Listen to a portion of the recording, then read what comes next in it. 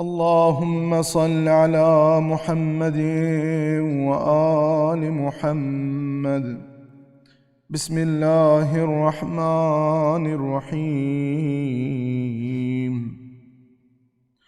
السلام عليك يا أبا عبد الله، السلام عليك يا ابن رسول الله، السلام عليك يا ابن أمير المؤمنين وابن سيد الوصين، السلام عليك يا ابن فاطمة سيدتي نساء العالمين، السلام عليك يا ثار الله وابن ثاره والوتر الموتور، السلام عليك وعلى الأرواح التي حلت بفنائك،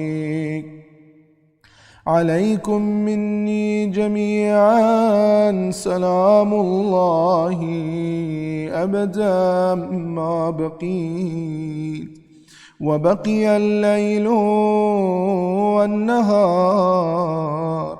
يا أبا عبد الله، لقد عظمت الرزية وجلت وعظمت المصيبة بك علينا وعلى جميع أهل الإسلام، وجلت وعظمت مصيبتك في السماوات على جميع أهل السماوات، فلعن الله أمة أسست أساس الظلم والجور عليكم أهل البيت، ولعن الله أمة دفعتكم عن مقامكم وأزالتكم عن مراتبكم التي رتبكم الله فيها، ولعن الله أمة قتلتكم، ولعن الله الممهدين لهم بالتمكين من قتالكم. برئت إلى الله وإليكم منهم ومن أشياعهم وأتباعهم وأوليائهم. يا أبا عبد الله، إني سلم لمن سالمكم وحرب لمن حاربكم إلى يوم القيامة. ولعن الله آل زياد وآل مروان، ولعن الله بني أمية قاطبا، ولعن الله ابن مرجانا، ولعن الله عمر بن سعد، ولعن الله شمرا، ولعن الله أمة أسرجت وألجمت وتنقبت لقتالك. بأبي أنت وأمي، لقد عظم مصابي بك، فأسأل الله الذي أكرم مقامك وأكرمني بك أن يرزقني طلب ثارك مع إمام منصور من أهل بيت محمد صلى الله عليه وآله. اللهم اجعلني عندك وجيها بالحسين عليه السلام في الدنيا والآخرة. يا أبا عبد الله، إني أتقرب إلى الله وإلى رسوله وإلى أمير المؤمنين وإلى فاطمة وإلى الحسن وإليك بموالاتي وبالبراءة ممن أسس أساس ذلك وبنى عليه بنيانا وجرى في ظلمه وجوره عليكم وعلى أشياعكم. برئت إلى الله وإليكم منهم وأتقرب إلى الله ثم إليكم بموالاتكم وموالاة وليكم وبالبراءة من أعدائكم والناصبين لكم الحرب وبالبراءة من أشياعهم وأتباعهم. إني سلم لمن سالمكم وحرب لمن حاربكم وولي لمن والاكم وعدو لمن عاداكم. فأسأل الله الذي أكرمني بمعرفتكم ومعرفة أوليائكم ورزقني البراءة من أعدائكم أن يجعلني معكم في الدنيا والآخرة وأن يثبت لي عندكم قدم صدق في الدنيا والآخرة وأسأله أن يبلغني المقام المحمود لكم عند الله وأن يرزقني طلب ثاري مع إمام هدى ظاهر ناطق بالحق منكم. وأسأل الله بحقكم وبالشأن الذي لكم عنده أن يعطيني بمصابي بكم أفضل ما يعطي مصابا بمصيبته مصيبة ما أعظمها وأعظم رزيتها في الإسلام وفي جميع السماوات والأرض. اللهم اجعلني في مقامي هذا ممن تناله منك صلوات ورحمة ومغفرة. اللهم اجعل محياي محيا محمد وآل محمد ومماتي ممات محمد وآل محمد.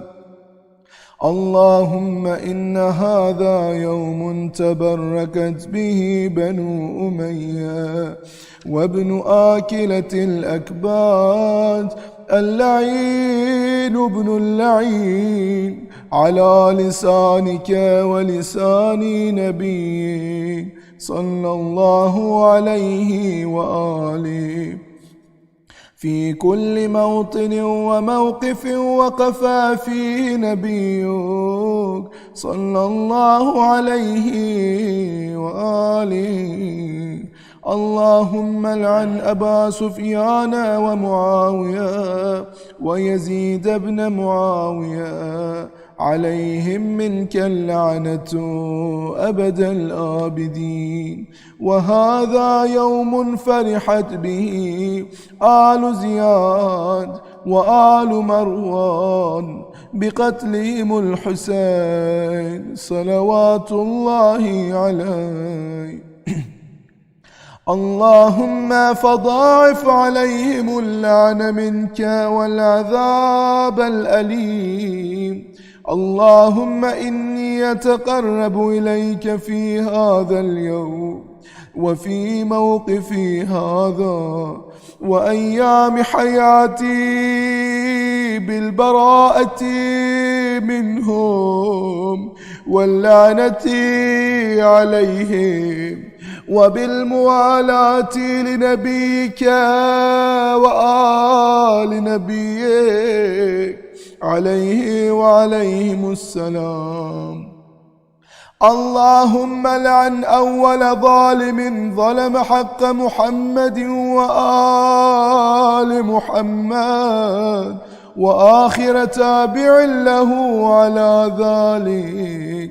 اللهم لعن العصابة التي جاهدت الحسين وشايعت وبايعت وتابعت على قتله. اللهم لعنهم جميعا. السلام عليك يا أبا عبد الله وعلى الأرواح التي حلت بفنائك. عليك مني سلام الله أبدا ما بقيت وبقي الليل والنهار، ولا جعله الله آخر العهد مني لزيارتكم. السلام على الحسين وعلى علي بن الحسين وعلى أولاد الحسين وعلى أصحاب الحسين. اللهم خص أنت أول ظالم باللعن مني وابدأ به أولا ثم الثانية والثالثة والرابع. اللهم لعن يزيد خامسا ولعن عبيد الله بن زياد وابن مرجانة وعمر بن سعد وشمرا وآل أبي سفيان وآل زياد وآل مروان إلى يوم القيامة. سجدة. اللهم لك الحمد حمد الشاكرين لك على مصابهم. الحمد لله على عظيم رزيتي. اللهم ارزقني شفاعة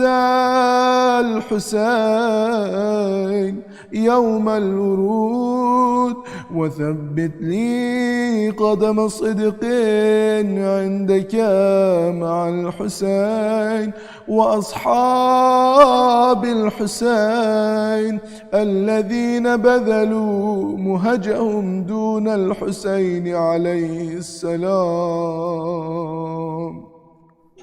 اللهم صل على محمد وآل محمد.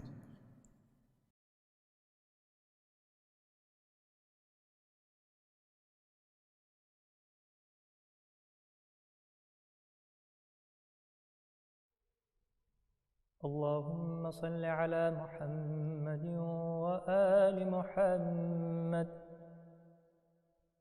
أعوذ بالله من الشيطان الرجيم. بسم الله الرحمن الرحيم. والضحى والليل إذا سجى ما ودعك ربك وما قلى وللآخرة خير لك من الأولى ولسوف يعطيك ربك فترضى ألم يجدك يتيما فآوى ووجدك ضالا فهدى ووجدك عائلا فأغنى فأما اليتيم فلا تقهر وأما السائل فلا تنهر وأما بنعمة ربك فحدث. بسم الله الرحمن الرحيم. ألم نشرح لك صدرك ووضعنا عنك وزرك الذي أنقض ظهرك ورفعنا لك ذكرك فإن مع العسر يسرا إن مع العسر يسرا فإذا فرغت فانصب وإلى ربك فارغب. صدق الله العلي العظيم.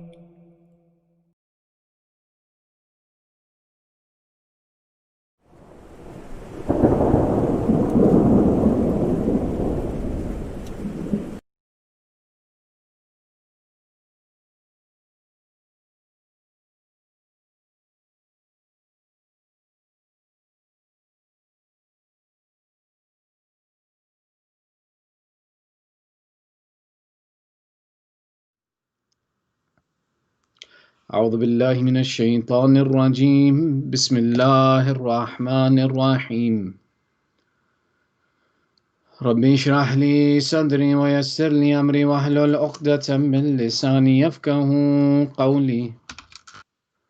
الحمد لله رب العالمين، ثم السلام على سيدنا ونبينا وحبيب إله العالمين أبي القاسم محمد. اللهم صل على محمد وآل محمد وعلى آله الطيبين الطاهرين المعصومين. أما بعد، فقد قال الله تعالى في كتابه المجيد وفرقانه الحميد: بسم الله الرحمن الرحيم. ظهر الفساد في البر والبحر بما كسبت أيدي الناس ليذيقهم بعض الذي عملوا لعلهم يرجعون. آمنا بالله. صدق الله العلي العظيم. اللهم صل على محمد وآل محمد. اللهم صل على محمد وآل محمد. اللهم صل على محمد وآل محمد. Once again, before we begin our discussion today, I'd like to take a moment and that we recite Ayah of Amay Yujib. That's may Allah inshallah remove these difficulties that have befallen the mu'mineen, khususan in the Bay Area as well as everywhere around the world. 5 times if we can raise our hands inshallah and recite Ayah of Amay Yujib. Allahumma salli ala Muhammadin wa ali Muhammad. Bismillahir Rahmanir Rahim. أَمَّن يُجِيبُ الْمُضْطَرَّ إِذَا دَعَاهُ وَيَكْشِفُ السُّوءَ أَمَّن يُجِيبُ الْمُضْطَرَّ إِذَا دَعَاهُ وَيَكْشِفُ السُّوءَ أَمَّن يُجِيبُ الْمُضْطَرَّ إِذَا دَعَاهُ وَيَكْشِفُ السُّوءَ أَمَّن يُجِيبُ الْمُضْطَرَّ إِذَا دَعَاهُ وَيَكْشِفُ السُّوءَ أَمَّن يُجِيبُ الْمُضْطَرَّ إِذَا دَعَاهُ وَيَكْشِفُ السُّوءَ. اللهم صل على محمد وآل محمد. أعظم الله أجورنا وأجوركم بذكرنا المصائب آل محمد عليهم السلام. May Allah increase in our reward for the commemoration of the difficulties of Ali Muhammad. As we continue our discussion, this verse of Surah Al-Rum, Surah Al-Rum, the 41st verse, Allah says in this verse, ظهر الفساد في البر والبحر بما كسبت أيدي الناس ليذيقهم بعض الذي عملوا لعلهم يرجعون.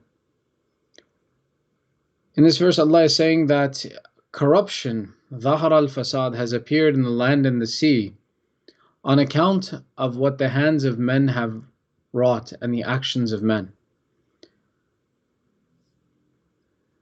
لِيُذِيقَهُمْ بَعْضَ الَّذِي عَمِلُوا لَعَلَّهُمْ يَرْجِعُونَ, so that they may taste, so that Allah can make them taste a part of what they have done, so that they may return. One of the instructions that this verse is giving us, and one of the conversations in this verse, is about the corruption and the difficulties that appear in the land and the sea, and that these are the consequences of the actions of men. And it is by the choices of mankind and society that these difficulties have been wrought. But they are not the absolute consequence of the actions that people have done. Rather, Allah is saying that He says, لِيُذِيقَهُمْ بَعْضَ الَّذِي عَمِلُوا, that they can taste it, so mankind can taste some of the consequences, some of the actions, some of the results of his behavior. Not all of the consequences. لَعَلَّهُمْ يَرْجِعُونَ, so that they can turn back to Allah. When we take a look at this verse, and when we look at the Quran, we see that Allah is constantly giving us instruction towards admonishment. The truth of man in society is that since we can't see the Day of Judgment, since we can't see the Akhirah, since we can't see the reward and punishment that we have the ability to earn in this life, many times we forget about Akhirah. We forget about the consequences of our decisions and the actions that we're taking, and what is the result that will happen because of them. So Allah says, I send you reminders, I send you indications to show you of what is the nature of this world and how it is temporal and how temporary and how beyond it exists the real world. So as not to get attached to this world, not to get associated with this world, which is why Allah says that when corruption appears in the land and sea, when these difficulties happen because of your own actions, and I'm showing you the consequences of your own actions, all of this that I'm doing, لَعَلَّهُمْ يَرْجِعُونَ, so that they may turn back to Allah and they may return to Allah. All of these difficulties that we go through, all of these challenges and trials and tribulations that we see, are as a reminder that turn back to Allah, that the reward of this life is temporary, and the true reward is with Allah. The same phrase of we taking a look at ظهر الفساد في البر والبحر بما كسبت أيدي الناس, that corruption appears in the land and sea by the actions of mankind. This verse also gives us the indication that this will be the condition of the earth before the reappearance of the master of our time, صاحب العصر والزمان عجل الله تعالى فرجه الشريف. That this corruption that appears in the land and the sea, this corruption is not something, or that when oppression spreads on this land, the oppression that will spread on this land and the oppression that this earth will be mubtala in, that it will be covered in, is not the kind of oppression that, for example, is restricted only to the people of this land. The same way when Allah is saying that corruption and fasad has appeared on the land and the sea by what men have done, is not simply the corruption that associates with our convenience in our life. No, we know that at the time of the reappearance of the master of our time, the oppression and the corruption will be such that it will encompass everything, not just humanity, but the sea, the animals of the sea, the land, the plants on the land, the animals of the land, the sky, the animals of the sky. All of the affairs of existence will be in a state of oppression because of what man has done to it. Now, there may have been a time that we didn't understand what these things mean, and how is it possible for everything in condition, everything in existence to be in existence or in a state of oppression. But now we know. We know that the decisions and some of the consequences of the decisions that we have made become apparent on this earth, whether we take a look at them from the condition of how, for example, the animals either are pushed to extinction or their lives are endangered, or the problems they go through. We take a look at the sea in a state of oppression because of the abuse and the dumping of trash and what the condition of the sea is. We look at the land and we look at, for example, whether we look at the fires, the way they're burning, whether we take a look at the global warming that's existing, whether we take a look at the all of these states, Not just humanity will be in a state of oppression, waiting and calling for the dhuhr of the Imam, but everything in existence will be calling for the dhuhr of the Imam. Which is why this exact ayat is quoted in Dua Nudba as well too. ظَهَرَ الْفَسَادُ فِي الْبَرِّ وَالْبَحْرِ بِمَا كَسَبَتْ أَيْدِي النَّاسِ, that the earth will be filled with its oppression, so that then the reappearance of the son of the daughter of Rasulullah sallallahu alayhi wa alihi wasallam, Allahumma salli ala Muhammadin wa ali Muhammad, will come and spread justice and equity upon this earth. The dawr and the longing for Imam Zaman is an important characteristic for us to possess. You see, today, we remember what life was like 6 months ago. And we remember a time when we could sit in our masjid together and talk together like this, as opposed to sitting in front of screens. And we remember what it was like to sit with our family and friends without worrying about who's sick and how can they get us sick and how did I come in contact with somebody who's sick. All of these effects were not important to us at that time. And we remember that lifestyle. So now when we make dua to Allah, oh Allah, return us to that lifestyle, we have an image in our mind, we have a sincerity in our mind with which we are asking Allah to return us to that state. And we ask from the depths of our hearts that, yes, Allah, oh Allah, that good time that we had, give us back that good time. That good place we were in, bring us back to that good place.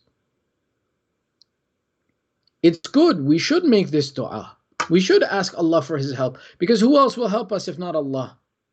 أَن يَنْصُرُكُمُ اللَّهُ فَلَا غَالِبَ لَكُمْ وَأَن يَخْذُلْكُمْ فَمَنْ ذَا الَّذِي يَنْصُرُكُمْ مِنْ بَعْدِهِ.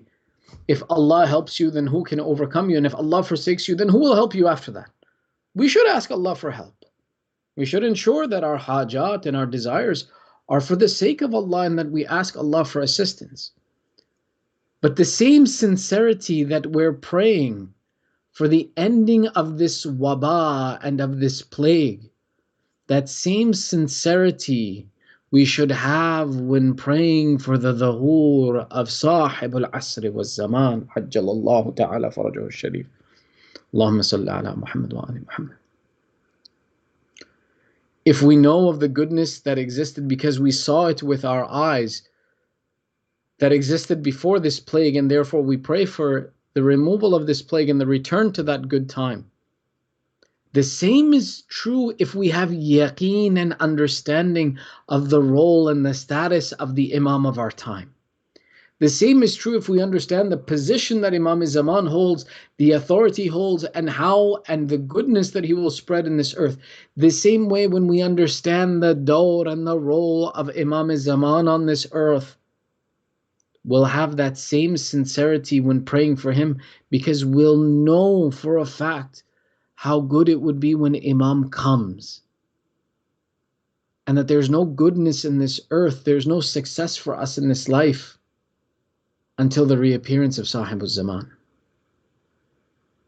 The reappearance of Sahib al-Zaman is something that with it ushers in an age of knowledge and information, and that the earth itself, the Ahlul Bayt teach us that the earth itself will open up its treasures at the time of Imam Zaman.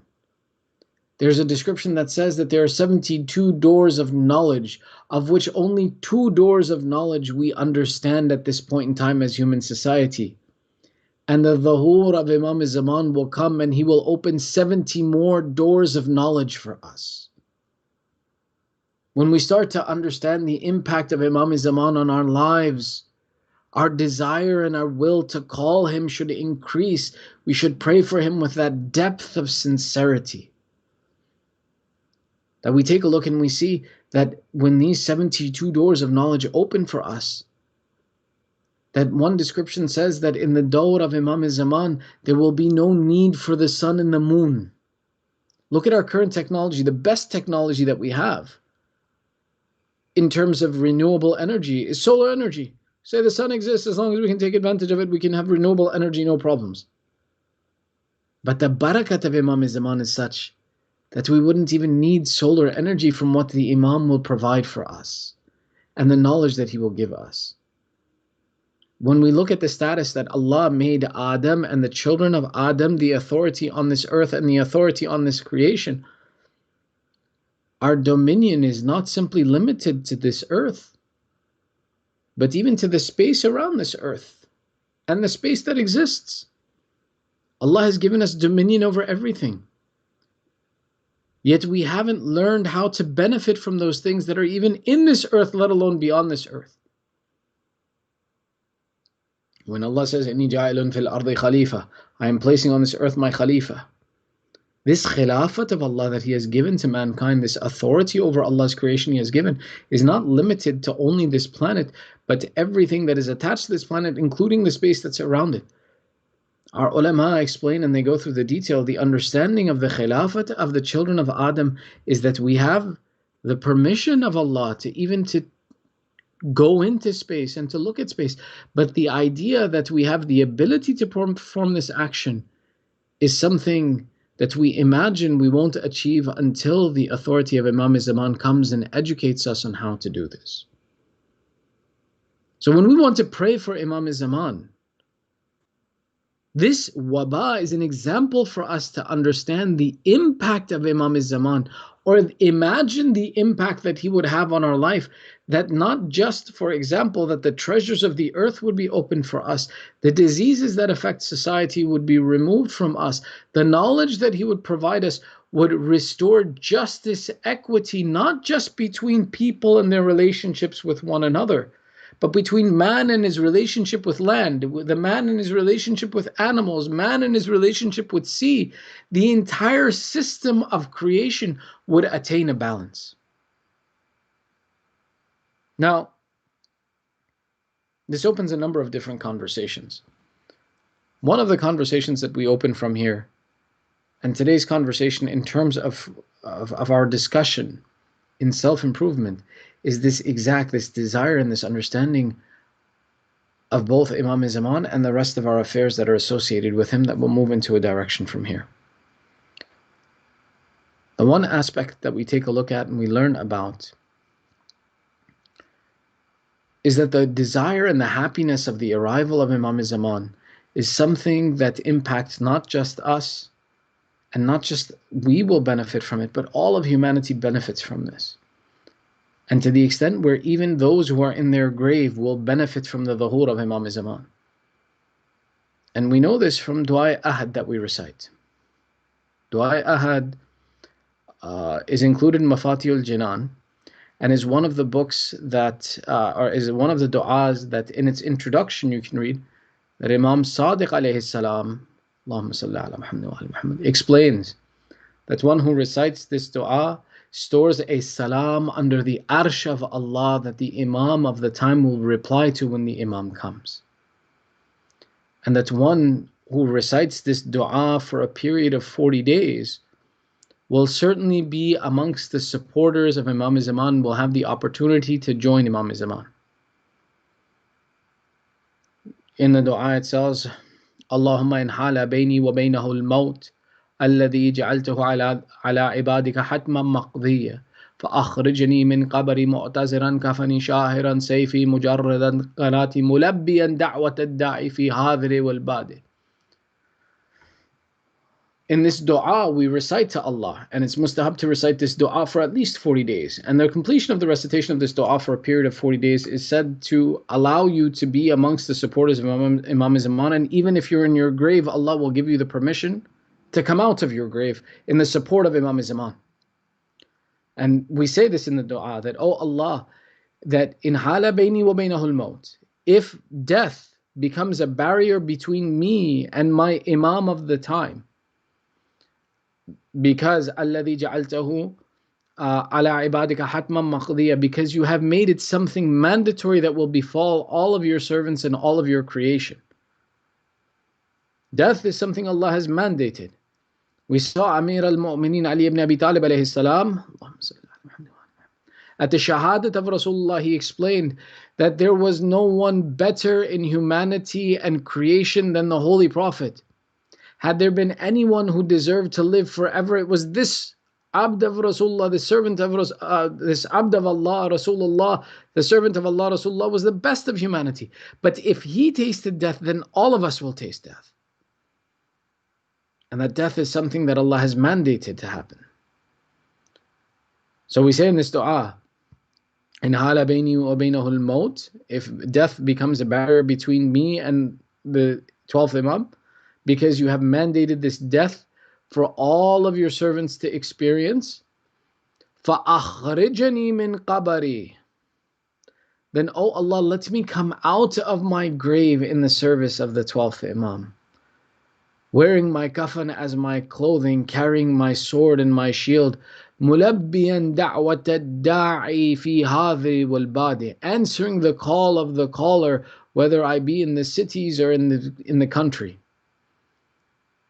And this is a dua that we make, that how significant the impact of the dhuhur of the 12th Imam will be, that even those in the grave will be aware of this and will have a desire to be with the Imam, will want to be in support of the Imam. That they will have the hope that they can be with the Imam, and that we are making dua, oh Allah, allow me to come out of the grave. The coming out of the grave, though, is not an easy task, which is why some of the ulama explain that while it will be something that people can do, that there may be that some will not take that opportunity to come in support of the Imam. The explanation of why not and why this is significant or important, they point to the example of Nabi Yahya alayhi salam. Nabi Yahya, in greatness of shahadat, is second only to Imam al-Hussain alayhi salam. That Imam al-Hussain is Sayyid al-Shuhada, the master of the martyrs, the second in status in shahadat in all of humanity is Yahya alayhi salam. The story to this, and it's an aside from our topic, but it's an interesting point. We see that in the Quran is the story of Bibi Maryam and the story of her uncle Zakaria. Nabi Zakaria's wife was the sister of Bibi Maryam's mom. And Nabi Zakaria used to take care of Bibi Maryam. And though he was an old man of maybe over 100 years in age, or 99 years in age, and his wife was 98, that Nabi Zakaria used to take care of Bibi Maryam when she was serving in the temple, because her mother had committed her to the temple and service, and someone had to look over her because she was the only girl in the temple. Nabi Zakaria used to have the responsibility to oversee the care of Bibi Maryam. And whenever he would go to see Bibi Maryam, he would find that she had food with her, and fruits were with her. And he would ask Bibi Maryam, where did this food come from? And she would say that this food was given to me by Allah. And one of the proofs that it was given by Allah is it was always of the opposite season. So meaning that it wasn't possible for any other human being to provide that food because it wasn't available at that time. When Nabi Zakaria saw that Bibi Maryam was so close to Allah and Allah loved her so much, he made dua that, oh Allah, I want to have a child who inherits from me. Now what's said is that Nabi Zakaria, for the answering of his hajat, he asked Allah, oh Allah, teach me a way to make dua to you such that my dua is always accepted. And Allah sent Jibreel alayhi salam, and Jibreel taught Nabi Zakaria that when you want your hajat answered with Allah, ask by the right of Muhammad, Ali, Fatima, Hassan and Hussain. And that whenever you ask by the wasila of these 5 personalities, that Allah will fulfill your hajat. Nabi Zakaria would make dua by these 5 names, and one day he made dua and he said, oh Allah, when I mention these first 4 names, my heart becomes very happy and hopeful and content. But whenever I mention the name of this Hussain, I feel sadness in my heart. Why do I feel sad, O Allah? It said that in reply to this request of why does Nabi Zakaria feel sad at the mentioning of the name of Imam al-Hussein, Jibreel was sent to teach Nabi Zakaria about the event of Karbala, and the first verse of Surah Maryam, Kaf Ha Ya Ain Sad, is the basis by which Nabi Zakaria was taught about the event of Karbala, that Jibreel taught him Kaf for Karbala, Ha for Halakat al-Hussein, Ya for Yazid, who will be the enemy and the one who will kill the grandson of the Holy Prophet, Ain for the atash and the thirst that Hussein will have in the field of Karbala, and Sad for the sabr and the patience with which Hussein ibn Ali will present his sacrifice on the day of Ashura. Nabi Zakaria, upon hearing this, began to weep to Allah and said, "O Allah, will you truly take such a difficult test from your beloved Muhammad and his children? O Allah, will you truly take such a great sacrifice from the beloved son of Rasulullah?" And it said that at this time Nabi Zakaria raised his hands in dua. He said, "O Allah, give me a son that I will love the way Rasulullah loves Hussein. Give me a son who will be the pleasure of my eyes the way Hussein will be the pleasure of the eyes of Rasulullah. And take from me a sacrifice the same as which you will take from Rasulullah in his son Hussein." And that at this time, Nabi Zakaria was blessed with a son by the name of Yahya. And Nabi Yahya, his shahadat is second only to Imam al-Hussein in its greatness and in its azamat. To the extent we see as well too, that Nabi Yahya was killed by an oppressor and his head was taken from one location to another. The same way the head of Abu Abdullah was moved from Karbala to Kufa and then Sham. This Nabi Yahya, who was one of the most pious of Allah's Anbiya, his asceticism, his separation from dunya was something that was unlike anything anyone else's. Nabi Yahya as a child would want to spend his time in worship of Allah. Nabi Zakaria, when he would admonish people about hell, he would have to make sure that his son Yahya was not listening, because if Nabi Yahya heard his father mention hell and the description of hell, it said that Nabi Yahya would begin to cry inconsolably from his fear of hell and the hope for the pleasure of Allah.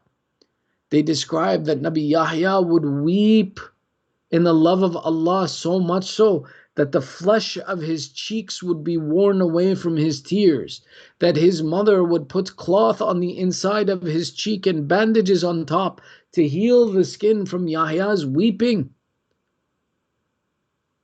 out of the love and the fear of Allah. This Nabi Yahya, after he was shaheed and he was martyred, Nabi Isa alayhi salam came to the grave of Nabi Yahya. Nabi Isa, remember, Nabi Isa's mother and Nabi Yahya are cousins, they're first cousins. So the time of Nabi Isa was not far from the time of Nabi Yahya. As a matter of fact, it said that the two had time together. And then Nabi Yahya was made shaheed. Nabi Isa, because of the miracles he possessed of curing lepers, of curing the blind and bringing the dead back to life, when he was commanded by Allah to spread the message, it said that Nabi Isa alayhi salam went to the grave of Yahya and by the permission of Allah brought Nabi Yahya back to life. And he said, and Nabi Yahya and Nabi Isa, being relatives, they talked and they spoke of how they missed one another. And Yahya said, "O Isa, why have you called me?" And Nabi Isa replies, he says, "O Yahya, I have awoken you because I have this great responsibility of spreading this message of Allah. I want to ask, will you help me spread the message of Allah?" Now remember, Yahya is not a Nabi Yahya is not a normal personality. His shahadat in azamat is after Imam al-Hussein. His service in the way of Allah and his fear of Allah is great. His piety is something that is unparalleled in his time. But look at what he says, that when Nabi Isa alayhi salam says, "Oh Yahya, if I bring you back to life, will you come and will you aid me in spreading the message of Allah?" Nabi Yahya replies, "Oh Isa, I have not yet overcome the pain of death from when I died. And you are asking me to come back to life, to become and to die again?" Nabi Yahya says, "Oh Isa, that pain was so great, I don't want to experience it again. Let me sleep. Let me go back to my grave."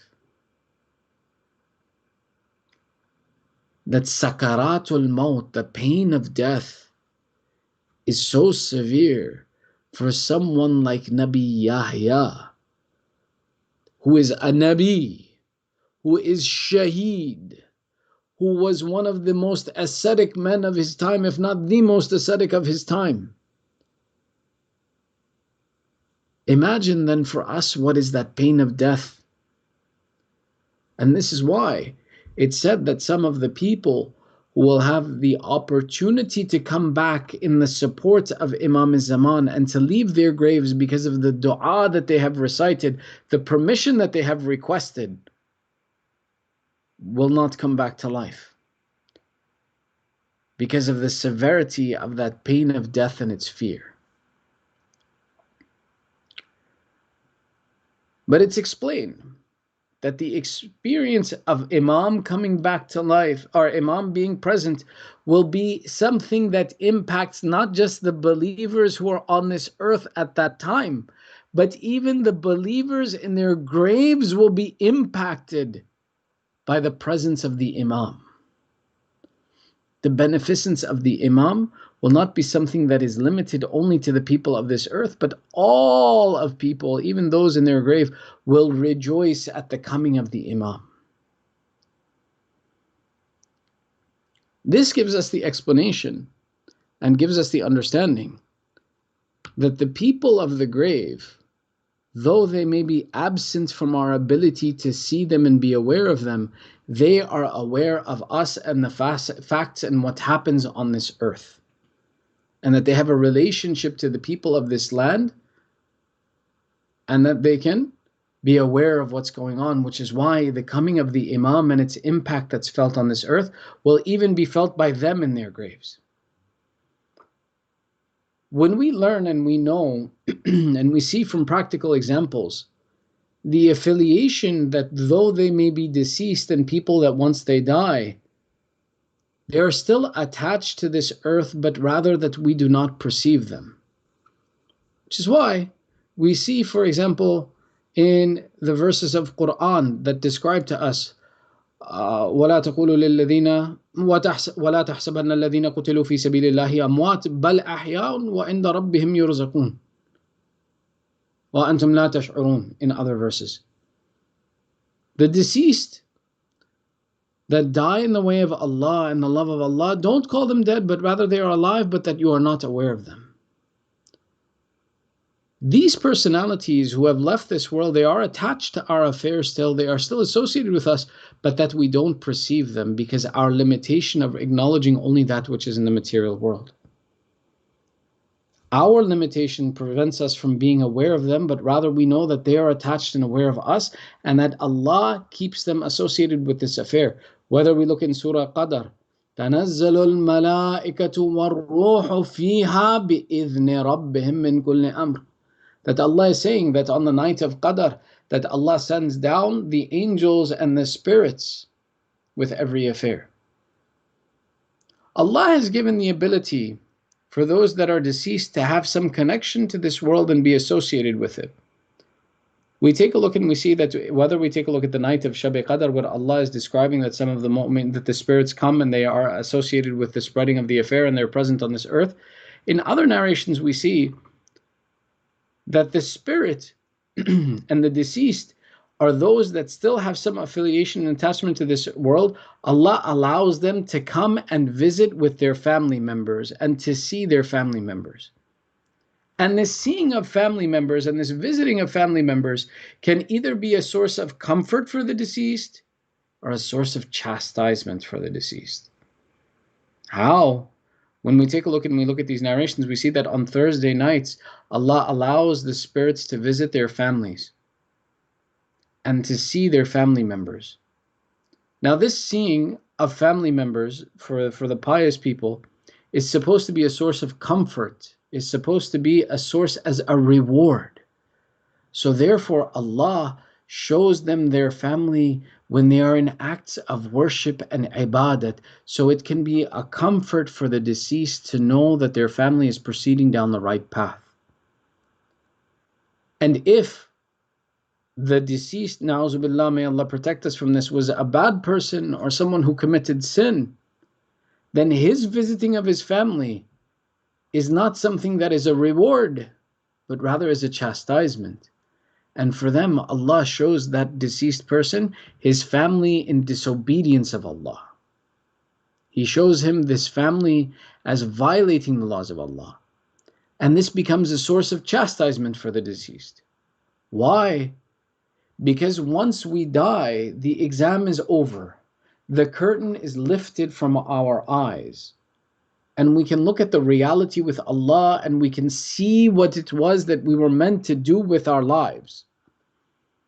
And at that moment, when you've completed the test and you know which answers are wrong and which answers are right, to see someone that you love taking the wrong decisions, answering the questions incorrectly, is a source of pain, is a source of discomfort for that deceased person.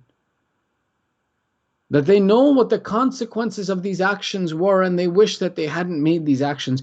Which is why Allah shows that even on the Day of Judgment, there will be those people who will be upset. Ya laytani lam attakhidh fulanan khalila laqad adallani ba'da idh ja'ani sabila. That they will complain on the Day of Judgment that, oh, I hadn't taken so and so as a friend, that he took me away after guidance had come to me.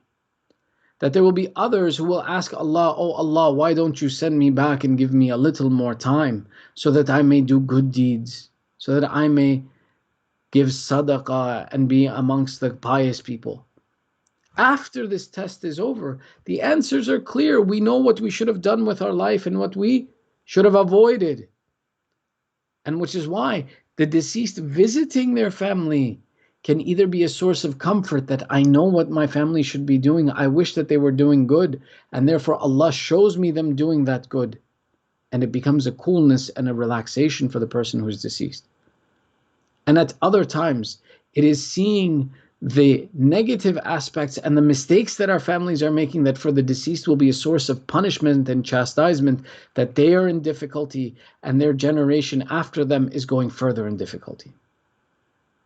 Which is why it's important that we also take into consideration, especially on a Thursday night when Allah can allow the spirits of our relatives to visit us, or that our connection to spirituality increases on a Thursday night, that we take advantage of this opportunity to worship Allah and stay attached to Him, and that we are close to Him.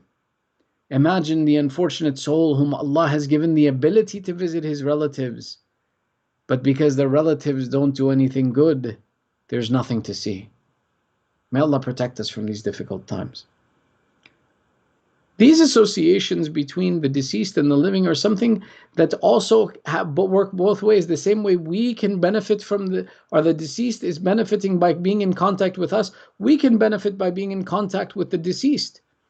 Especially when we take a look and see at these narrations of our Holy Prophet, where he's teaching us, where a man comes to our Holy Prophet Rasulullah sallallahu alayhi wa sallam, Allahumma salli ala Muhammad wa ali Muhammad. He says, I have a hajjah that I wish to be fulfilled. Where should I go to get my hajjah? Or how shall I ask Allah for my hajjah to be fulfilled?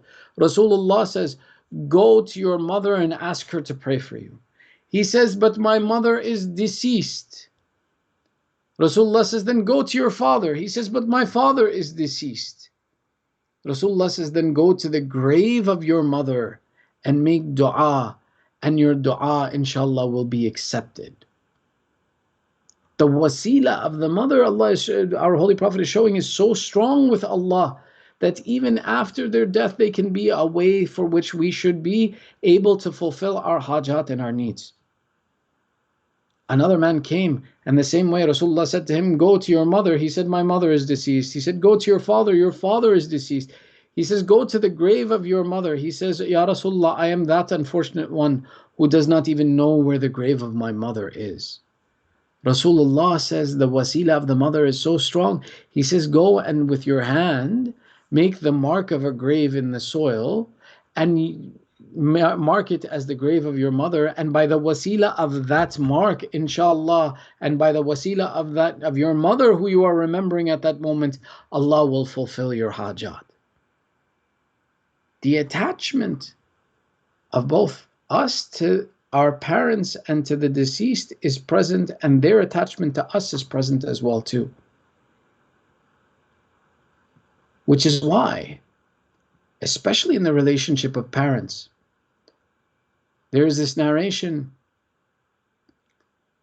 that explains to us and says to us from our sixth Imam that there are those who would listen to their parents in their life, but on the day of judgment they will be raised as disobedient children.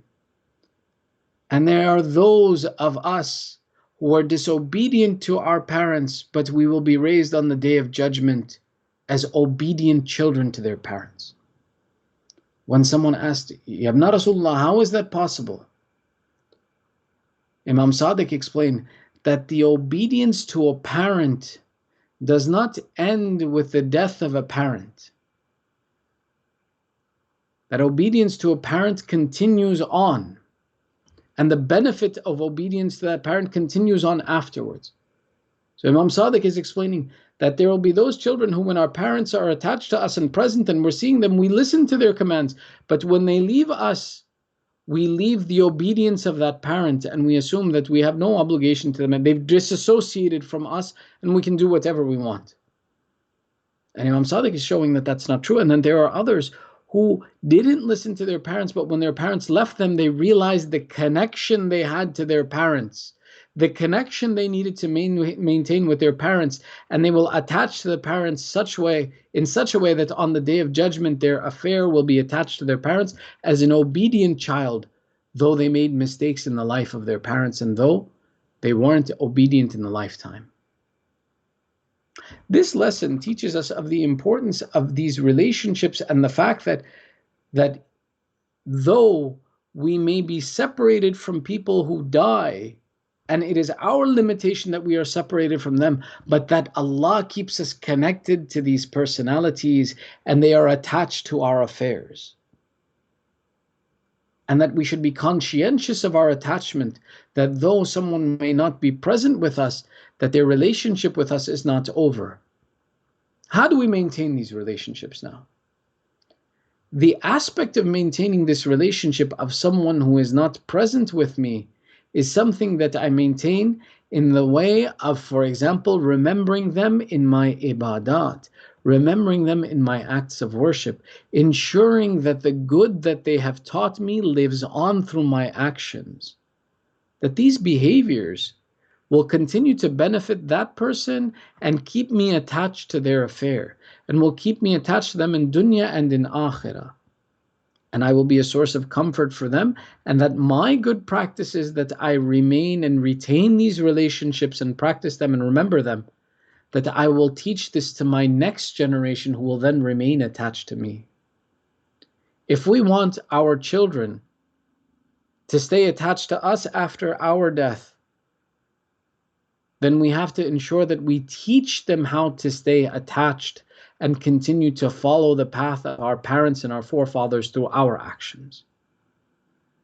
These actions of staying attached to one who is absent from us, that their good effects live on, that they're part of our relationship, is the training ground and the example with which that we stay attached to the Imam of our time. Ajjalallahu ta'ala farajahu al-sharif. Allahumma salli ala Muhammad wa ali Muhammad.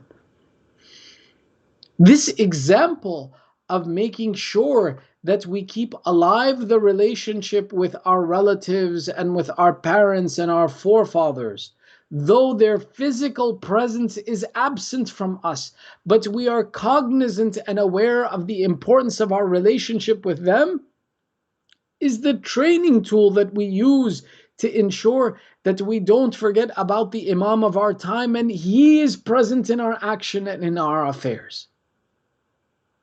That Imam, the same way that I see this waba and I pray for the removal of this waba because I know how good it was before this, is the example for me to know that it's even more important that the coming of Imam Zaman will remove all afflictions and tribulations and all oppression. So therefore I pray for sincerity with him. The same is true of my relationship with the deceased. By practicing my relationship with those who are not present before me and maintaining and staying and reflecting with them is the training ground with which that I prepare and I train my children, my family, my generations to stay attached to Imam Zaman and to stay attached to that Imam, that though you can't see this Imam, he is not absent from you. Though you cannot talk to this Imam, it does not mean that he does not hear you. Though you cannot see this Imam, it does not mean he is not impacted by when you are disobedient to him or you don't follow his instructions. Allah has given us in small scale examples by which we learn so that we stay attached to the Imam of our time. And we stay attached to our goal in what we choose to achieve in relationship and love with Ahlul Bayt. The same way we look at the example of Imam al-Hussain and how he was attached to his mother, that they said that when Abu Abdullah left Medina to begin his journey to Karbala, he visited the grave of Rasulullah, he visited the grave of his brother Imam al-Hassan. And they said in the middle of the night, Imam al-Hussain went, as a small child runs to his mother. He went to the grave of his mother to bid her farewell. That, oh mother, I was close to you, but now I am being forced to leave you. I must leave this land now. Imam al-Hussain, the way he was attached to Bibi Fatima, the same way Bibi Fatima was attached to him. They describe on the night of Ashura, Nafi ibn Hilal took on himself the responsibility to be the guardian of Imam al-Hussain on the night of Ashura. He says, I saw my Imam do interesting things on this night, where I saw one thing that he did as he walked amongst the tents. I saw him removing the thorns from the ground. I said, O son of Rasulullah, why do I see you removing the thorns from the ground? He replied, O Nafi, tomorrow after my shahadat, these tents will be burned and the women will run from these tents. I don't want them to be injured on these thorns, so I remove them from this area. Nafi said, after this I saw Imam al-Hussain go to the field of Karbala, and here he showed me that, oh Nafi, here is the place Habib will be martyred. Then I saw Imam remove the stones and the thorns from this place. Nafi, I don't want when Habib falls that he should be injured by the stones on the ground. He cleaned the place of Muslim ibn Awsaja. He cleaned the place of all of the companions. Then he went and he said, oh Nafi, here my Qasim will be killed. Imam al-Hussain cleaned the place. He said, here my Akbar will be martyred. He cleaned that place. I saw him clean every place in the battlefield where the Shuhada would fall. But I said, Yabna Rasulullah, I hear a crying of a woman in the battlefield. Have any of the women left the tents? Imam al-Hussain replied, no, Nafi, there is no woman who has left the tent. Forget this noise. Nafi said, Yabna Rasulullah, I hear a woman crying in the battlefield. I don't understand. There are no women, you said here. Imam al-Hussain, tears in his eyes, replies, he says, oh Nafi, this is my mother Zahra, who is cleaning my place of martyrdom as I am cleaning the places of martyrdom of all of my companions. Oh Nafi, if you knew how difficult this moment was, that Zahra had to remove stones, not just from where Imam al-Hussain would fall from his horse, but where he would be dragged to his place of shahada. The relationship between the love that was present between Imam al-Hussain and Sayyidah Zahra does not end here. Rather, we see even the love of Imam al-Hussain with his own children and the love of Sayyidah Zahra. They said that after this the Asiran Karbala, the prisoners of Karbala, were taken, that at one point in time, as they were marching from one location to another, they said that a head fell from the spear. The head of Imam al-Hussain fell from the spear. They tried to raise the head again on the spear. After the number of times when the head would not be raised, they called to his son and they said, "O Ali ibn al-Hussein, we tried to put your father's head on the spear, but it does not go up. Come and tell us what is wrong." Ali ibn al-Hussein said, "With our group was a small child. My sister Sakina has fallen off of the camel somewhere. Until she is returned to our group, my father's head will not continue onwards." When the soldiers prepared to go looking for Sayyidah Sakina, Bibi Zainab called out from the top of the camel, "O killers of my brother, now you want to go and attack my niece Sakina. Don't move from your place. I don't allow you to touch my Sakina." They said Sayyidah Zainab now for a second time threw herself from the camel. The first time she threw herself from the camel was when she bid farewell to Abu Abdullah in Karbala. The second time was to save Sakina from the hands of the Mal'oon. Sayyidah Zainab came down from the camel. She called out, "O Zainul Abidin, the field is vast. I don't know which direction to go in to find Sakina." Imam Zainul Abidin replies, "Oh, Auntie Zainab, look at the eyes of my father. Where you see the eyes of Abu Abdullah looking in that direction, you will find Sakina." Sayyidah Zainab went looking. Eventually she found a woman sitting in black cloth, holding Sakina in her lap. Sayyidah Zainab said, "O lady, we are from a generous family. You have done us a kindness. This child has been without sleep and rest for many days. She is resting in your lap. You have shown us a great kindness. We, a generous household, we reward those who do kindness to us. But Zainab today has nothing to offer you. But, O lady, tell me your name. We are the children of the daughter of Rasulullah. I will ask her on the day of judgment to intercede for you, but give me your name that I may ask her for your intercession." The cloth was lifted. Sayyidah Zahra said, "Oh, my daughter Zainab, it is me, your mother Fatima. I have not left you alone. I am with you in this affair." ألا لعنة الله على القوم الظالمين وسيعلم الذين ظلموا أي منقلب ينقلبون. ندعوك باسمك العظيم الأعظم الأعز الأجل الأكرم يا الله يا الله يا الله يا الله يا الله يا الله يا الله يا الله يا الله يا الله بحق حسين وجده وأبي وأمه وأخي وتسعة المعصومين من ذريته. O Allah, accept this small ibadat from us. O Allah, forgive our sins and cover our flaws. O Allah, we have come to you with hajat, bihaqq al-Hussein. Fulfill our hajat. O Allah, there are those of us in difficulty and suffering from this disease, suffering from strife in the land. Ya Allah, give aman to the mu'mineen, the Muslimin, and all of the people wherever they are. O Allah, hasten the reappearance of Sahibul Zaman. Attach us to Sahibul Zaman and keep our children on the upright religion of Ali Muhammad. Ya Allah, entitle us to Shafa'ah of Abu Abdullah in dunya and in akhirah. Surah Al-Fatiha ma'as salawat.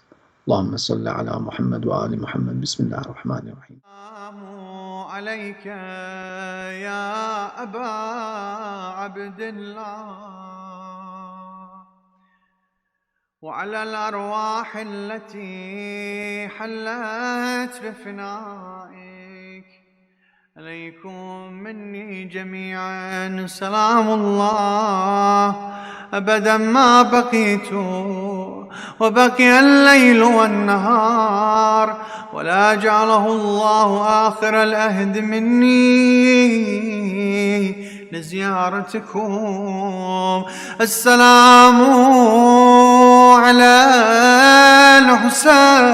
الحسين وعلى علي بن الحسين وعلى أولاد الحسين وعلى أصحاب الحسين جميعا ورحمة الله وبركاته.